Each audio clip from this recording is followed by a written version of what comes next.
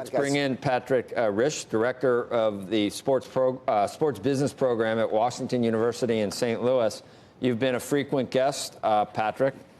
Never in a million years would we have thought we'd be talking about what we're talking about today. There's nothing happening in the sports world. Yesterday was my 50th birthday. I thought I was going to remember it for other reasons, not for the reasons that happened. It was an unprecedented day, and I think that, again, Adam Silver, the NBA commissioner, really led the way as he has many times. And now you see the NHL, of course, what they've done. Guys, you know who I feel horrible for, and maybe I'm biased because I'm here in St. Louis, I feel bad for the XFL. They actually had done pretty well for a spring football league, and the St. Louis team had the highest attendance of any team in the league, so it really kills their momentum in their first year. Yeah, I've seen it on and having some dinner at some sports bars and stuff, and have had no interest in it. But there were some people that were watching. That's going to take a few years, I guess. And this is a tough one for them because they were just maybe getting a little bit of traction, right? Well, the good thing for them, Joe, is that at least Vince McMahon has put in $500 million. He did that because he plans for this league to last at least 3 to 4 years to build up some momentum, just like any startup.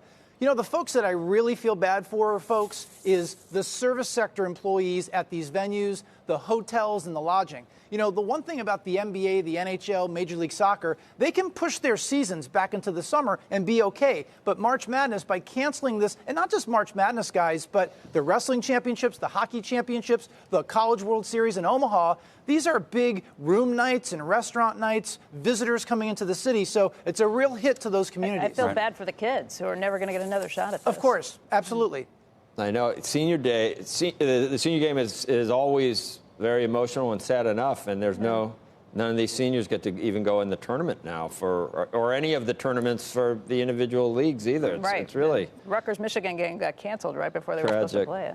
Yeah. Well, what's interesting is, you know, with March Madness, people are somewhat cynical. You don't see a lot of seniors. But, guys, I was at the wrestling championships last year in Pittsburgh. I was doing a study at that event.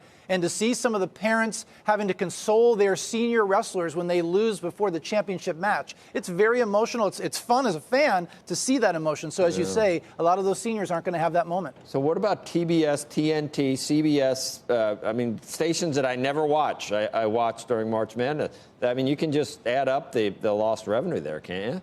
Well, you can, but, you know, Joe, the one thing you can do there is you can just extend the contracts 1 year. I think that's something that would be easily negotiated. Okay.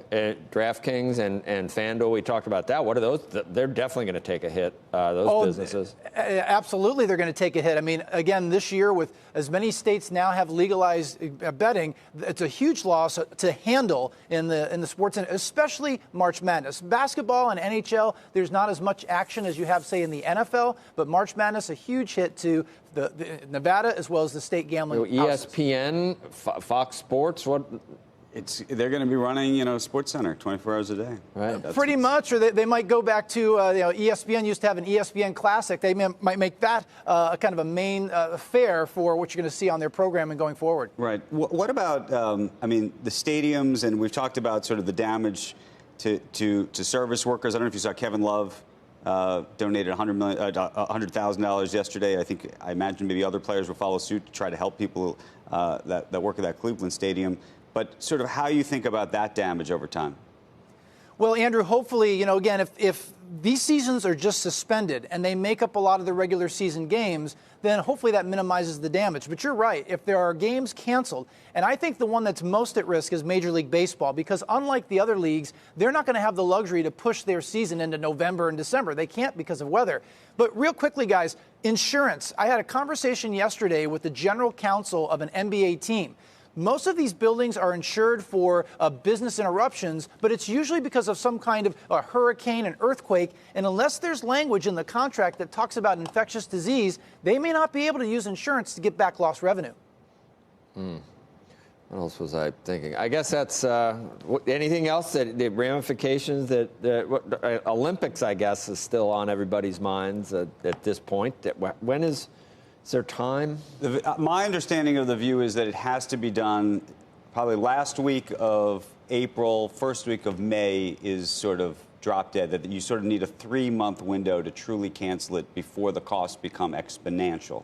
And so, No, and you're absolutely right. And again, just a localized perspective here in St. Louis. St. Louis is supposed to host the U.S. Olympic trials for men's and women's gymnastics in the middle of June.